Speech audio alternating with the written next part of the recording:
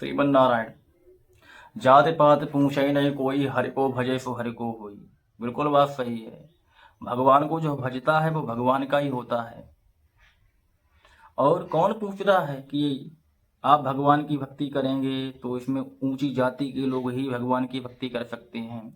भगवान की भक्ति सभी कर सकते हैं। इटावा प्रकरण की ये घटना है। गांव दादरपुर में कथा हो रही थी कि कथावाचकों को सिर मुड़वाया गया, उन्हें अपमानित किया गया है। आरोपी पक्ष का भी कहना है इन्होंने महिलाओं के साथ में व्यवहार ठीक नहीं किया है। कथावाचक कह रहे हैं इन्होंने मूत्र का छिड़काव किया हमारे ऊपर, हमें सिर मुड़वा करके अपमानित किया।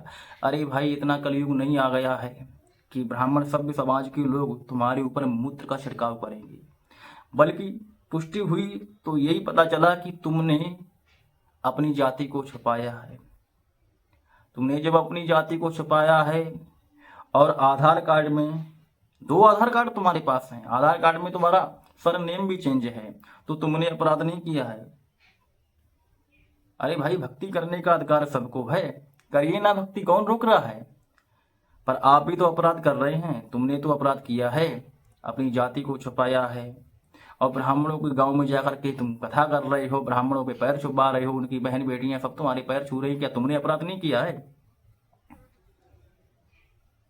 जातिवाद को बढ़ावा देने वाले कौन है? अखिलेश यादव जी तो हैं। अखिलेश ब्राह्मणों से पूरा विरोध कर रहे हैं, कह रहे बताओ हम क्यों नहीं कथा कर सकते हैं, हम जब सुन सकते हैं तो क्यों नहीं कर सकते हो। आप जब सुन सकते हैं तो आप समझ भी सकते हैं ना। हर सुनने वाला व्यक्ति समझता है क्या? धर्मशास्त्र खुद चुनता है कि कौन व्यक्ति मेरा प्रचार करेगा, और प्रचार करने वाले के नियम क्या है धर्मशास्त्र ही बताते हैं। जो कथावाचक आपके कथाओं का प्रचार करते हैं वो उनसे पूछिए, कथावाचकी कर रहे हैं, भगवान की कथा कर रहे हैं या नौटंकी कर रहे हैं? क्या कर रहे हैं? कथाओं के नाम पर कुछ और हो रहा है, नौटंकी हो रही है।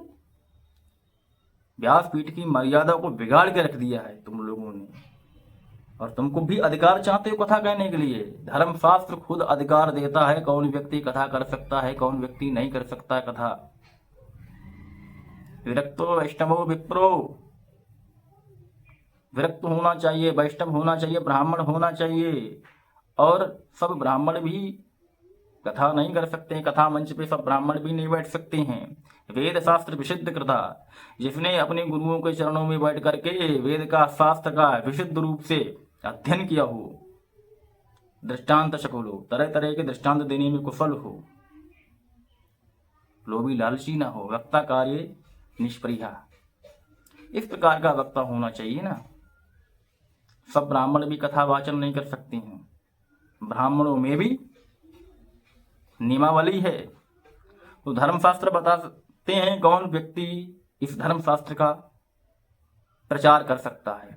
उपदेश करने का अधिकार सबका नहीं है, उपदेश करने का अधिकार ब्राह्मण का ही है। हाँ, भगवत चर्चा करने का अधिकार सबका है, कोई भी व्यक्ति भगवत चर्चा कर सकता है। पर सार्वजनिक मंच पे बैठ के अनुष्ठानिक आधिकारिक रूप से तो ये अधिकार ब्राह्मण का ही है, क्योंकि धर्मशास्त्र खुद कहते हैं।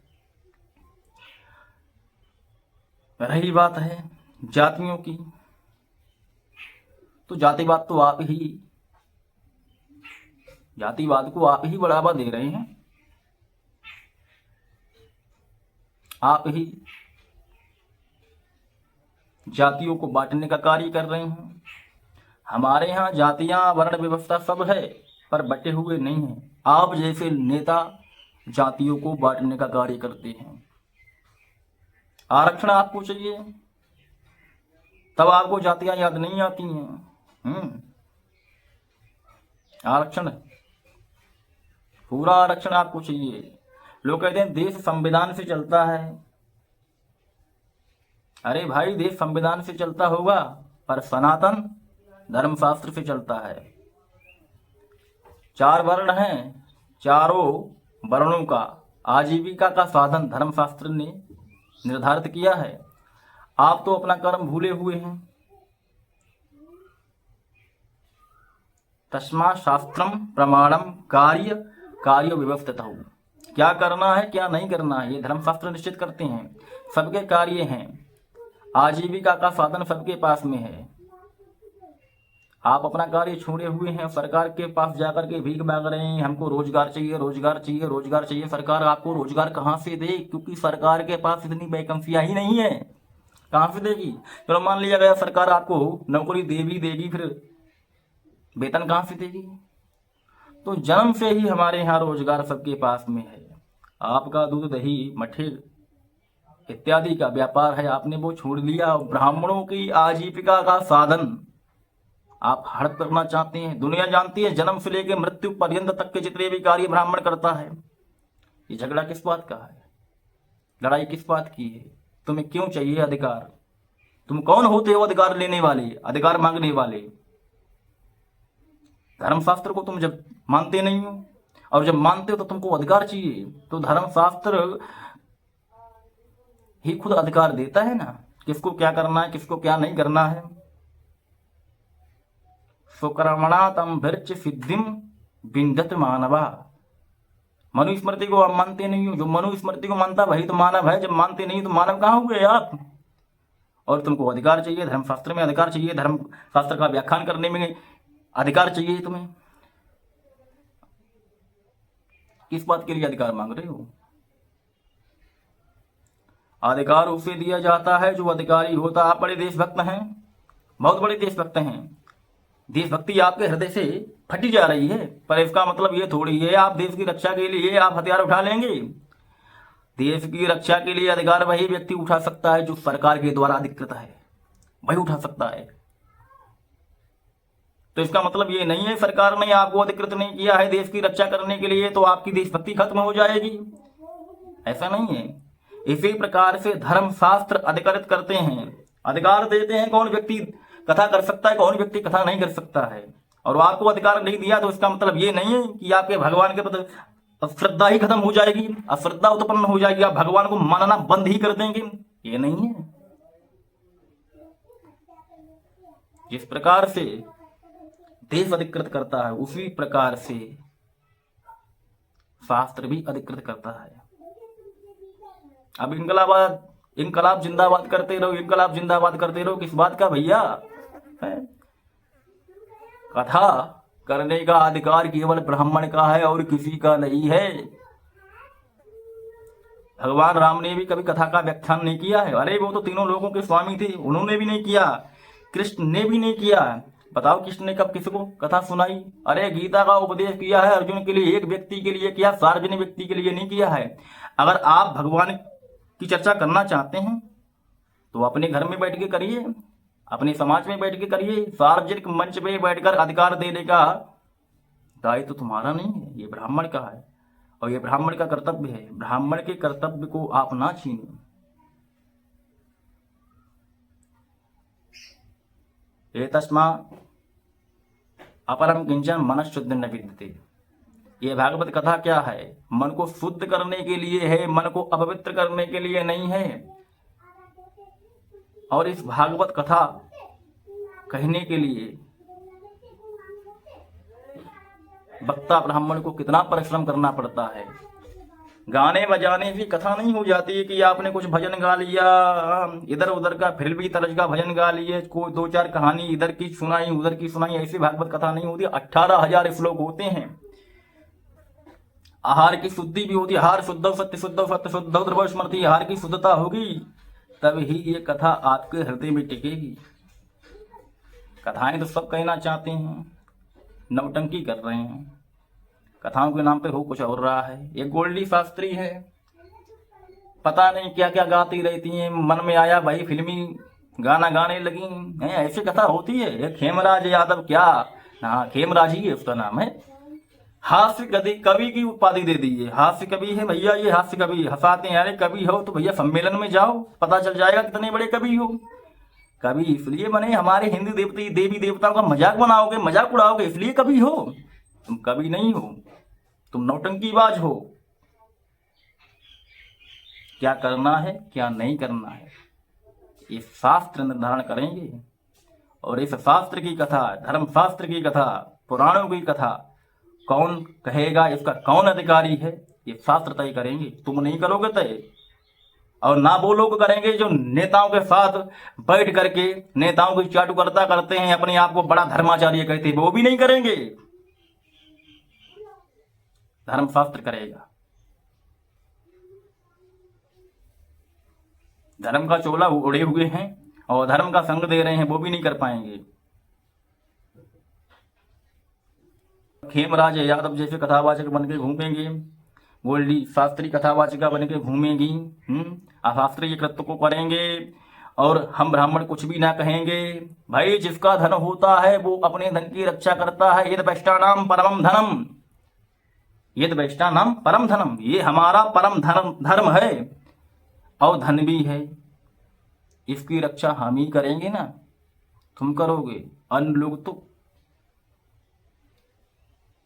रक्षा कहां करेंगे? स्वयं कर्मण्य भरता संसिद्धिम लभते नरः, स्वकर्म निरता संसिद्धिम यथा विंदते तत्क्षणं। अपने अपने कर्म को करके ही व्यक्ति सुख को प्राप्त कर सकता है, कल्याण को प्राप्त कर सकता है। गोस्वामी जी कहते हैं, निज निज कर्म नृत श्रुति रीति, ये कर कहे फल विषय विरागा, तब मम धर्म उपज अनुरागा। प्रत्येक व्यक्ति अपने अपने कर्म का पालन करते करते धर्म करता है। जो व्यक्ति अपने कृत्यों को छोड़ करके मनमाने ढंग से कर्म करता है, वो कर्म भी कुकर्म बन जाता है। क्या करना है क्या नहीं करना है, ये शास्त्र तय करते हैं। किसके लिए क्या करना है, ये अधिकार शास्त्र तय करते हैं। भगवान राम ने क्या किया? चातुर्वर्ण्यम च लोकेशमन स्वय स्वयो, चातुर्वर्ण्यम च लोकेशमन स्वय स्वय धर्म न्यक्षति। चारों वर्णों के लोगों को अपने अपने धर्म में लगाया, और जब चारों वर्णों के लोग अपने अपने कर्म का पालन करते हैं, वही धर्म बन जाता है, वही विशुद्ध कर्म है। उस कर्म को करके व्यक्ति इस लोक में भी सुख भोग सकता है, परलोक में भी सुख भोग सकता है। और ऐसे ऐसे लोग हैं जिन्हें शास्त्र का कोई भी ज्ञान नहीं है। वो कहते हैं महर्षि वाल्मीकि तो शूद्र थे, वेद व्यास जी शूद्र थे। पता है महर्षि वाल्मीकि जी कौन है? वाल्मीकि रामायण पढ़िए तब पता चल जाएगा महर्षि वाल्मीकि जी कौन थे। अहम प्रचेत दसमपुत्रा, मैं प्रचेता का 10वां पुत्र हूं, प्रचेता ब्राह्मण थे। आप कैसे कह सकते हैं महर्षि वाल्मीकि जी ब्राह्मण नहीं थे? ब्राह्मण थे। महर्षि वाल्मीकि जी ने खुद कहा है रामायण में, पढ़ लेना आप। रही बात वेद व्यास जी की, वेद व्यास जी के पिता कौन थे? महर्षि पराशर। महर्षि पराशर ब्राह्मण थे, ठीक है। महर्षि वेद व्यास जी ब्राह्मण थे, ब्राह्मण हैं, ठीक है। और तो और सूत जी महाराज तीसरे जो हमारे महापुरुष हैं, सूत जी महाराज जिन्होंने संपूर्ण कथा कही है, उनको सूत कहते हैं। सूत का अर्थ पता है क्या है? एक नाम के कई अर्थ होते हैं। सूत क्यों कहा जाता है? वो अयोनिज हैं, वो हमारे आपकी तरह माता पिता से उत्पन्न नहीं, वो अयोनिज हैं। पृथु महाराज के यज्ञ में ब्राह्मण और क्षत्रिय की आहुति के द्वारा उत्पन्न हुआ है। इस प्रकार की संकरता को देख करके उनका नाम सूत जी रखा गया है। इस समय सूत जी के पद पे कौन है ये भी पता होना चाहिए ना। उग्रश्रवा, इससे पहले सूत कौन थे? रोमहर्षण महर्षि। तो ये अयोनिज है, अयोनिज। इन्हें आप सूत्र नहीं कह सकते हो, ये हमारे महापुरुष हैं। शास्त्र का ज्ञान है नहीं, शास्त्र की जानकारी है नहीं, और शास्त्र का व्याख्यान करने का अधिकार चाहते हो। शास्त्र का व्याख्यान शास्त्र के मर्यादा के अंतर्गत होता है, मन के मुताबिक नहीं होता है। आपके मन में आया भाई कहने लगे, चाहे भागवत की कथा हो चाहे रामायण की कथा हो, जो लिखा है वही कहा जाए। श्रीमन नारायण।